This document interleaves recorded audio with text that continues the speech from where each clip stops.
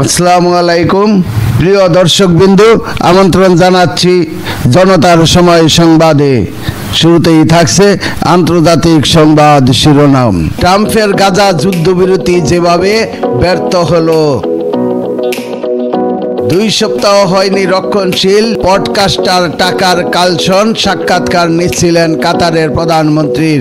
কঠোর হাতে গাজার যুদ্ধবিরতি কার্যকর করার জন্য উভয় উচ্ছ্বসিতভাবে প্রশংসা করেছিলেন মার্কিন প্রেসিডেন্ট ডোনাল্ড ট্রাম্পের।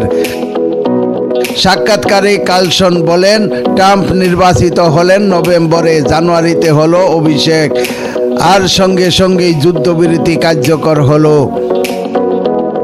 জবাবে কাতারের প্রধানমন্ত্রী মোহাম্মদ বিন আব্দুর রহমান আল সানি বলেন, আমাকে যে বিষয়টি আসলেই কষ্ট দেয় সেটা হলো চলতি বছরের 15ই জানুয়ারির যা অর্জিত হলো সেটার প্রায় 95% ডিসেম্বর ও মার্চেই হয়ে গিয়েছিল। সানি বলেন, আগের বাইডেন প্রশাসনের সঙ্গে আমরা খুবই ঘনিষ্ঠভাবে কাজ করেছিলাম, কিন্তু দিন শেষে অবশ্যই প্রেসিডেন্ট ট্রাম্প তারা জানতেন অভিষেকের আগে কোনো চুক্তি না হলে তার প্রভাব পড়বে।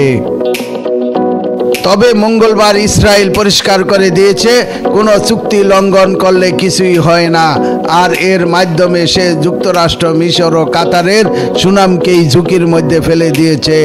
মঙ্গলবার গাজা উপত্যকায় হত্যাযজ্ঞ চালায় ইসরায়েল, হত্যা করেছে 400-র বেশি ফিলিস্তিনিকে। ট্রাম্প প্রশাসন ইতিমধ্যেই গাজায় হামলা আবার শুরু করার জন্য ইসরায়েলকে সবুজ সংকেত দিয়েছে।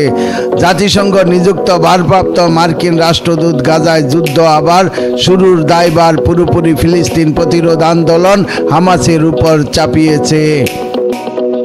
আর এখন কেউ ট্রাম্পের কথা বিশ্বাস করে না। ভয়াবহ মাত্রায় ইসরায়েলি হামলার অর্থ হলো যুক্তরাষ্ট্র তার মিত্র ইসরায়েলকে নিয়ন্ত্রণ করতে পারে বলে যে ধারণাটি ছিল সেটির অবসান হওয়া। বিশ্লেষকরা এমনটি মনে করছেন।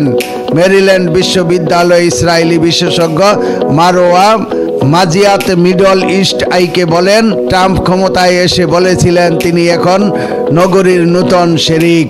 নেতানিয়াহু তাকে বিন্দুমাত্র পরোয়া করেনি। এখন আর কেউ ট্রাম্পের কথা বিশ্বাস করে না। এখন তার প্রয়োজন কর্তৃত্ব পুনঃপ্রতিষ্ঠা করা। দায়িত্ব গ্রহণের আগে ট্রাম্পের দূত স্টিভ উইটকফ ইসরায়েলি প্রধানমন্ত্রী নেতানিয়াহুর উপর চাপ সৃষ্টি করে গাজার যুদ্ধবিরতিতে রাজি করিয়েছিলেন। এমন একটি ধারণা মার্কিন প্রেসিডেন্ট সম্পর্কে ইতিবাচক ধারণার সৃষ্টি করেছিল। যুদ্ধবিরতির পর ট্রাম্প তার আরব মিত্রদের মধ্যে আতঙ্ক সৃষ্টি করেছিলেন বলে যে তিনি গাজা উপত্যকার নিয়ন্ত্রণ গ্রহণ করতে চান, ফিলিস্তিনিদের জোর করে জর্ডান ও মিশরে পাঠিয়ে দিতে চান। আর এই বক্তব্য বিভ্রান্তি সৃষ্টি করে। আরব নেতাদের পাশাপাশি মার্কিন কর্মকর্তারা পর্যন্ত মনে করতে থাকেন যে এটা আসলে ট্রাম্পের একটি চালাকি। তিনি এর মাধ্যমে গাজা উপত্যকা পুনর্গঠনে পাল্টা একটি আরব পরিকল্পনা সামনে আনার জন্য তেল সমৃদ্ধ উপসাগরীয় দেশগুলোর উপর চাপ সৃষ্টি করছেন। তবে পরিকল্পনাটি নিয়ে ট্রাম্পের ঘনিষ্ঠ মহলের মধ্যে বিভক্তির সৃষ্টি হয়। ট্রাম্পের অন্যতম ঘনিষ্ঠ মিত্র এবং রিপাবলিকান সিনেটর লিন্ডসে গ্রাহাম বলেন, ফিলিস্তিনিদের বাস্তুচ্যুত করা এবং গাজা জয়ের মধ্যে যুক্তরাষ্ট্রের কোনো স্বার্থ নেই। তবে ট্রাম্পের বক্তব্য তার জামাতা ও সাবেক উপদেষ্টা জারেড কুশনারের চিন্তাধারার মিল দেখা গেছে। কুশনার এবং তার ঘনিষ্ঠরা কিন্তু উপত্যকাকে গাজা রিবেভার পরিণত করতে এবং ফিলিস্তিনিদের মিশরে পাঠাতে অনেক দিন ধরেই পরিকল্পনা করছেন। প্রিয় দর্শকবৃন্দু, আজকের প্রতিবেদন এই পর্যন্তই শেষ করছি। আমি মনসুর রহমান পাশা, জনতার সময় টিভি। আল্লাহ হাফেজ।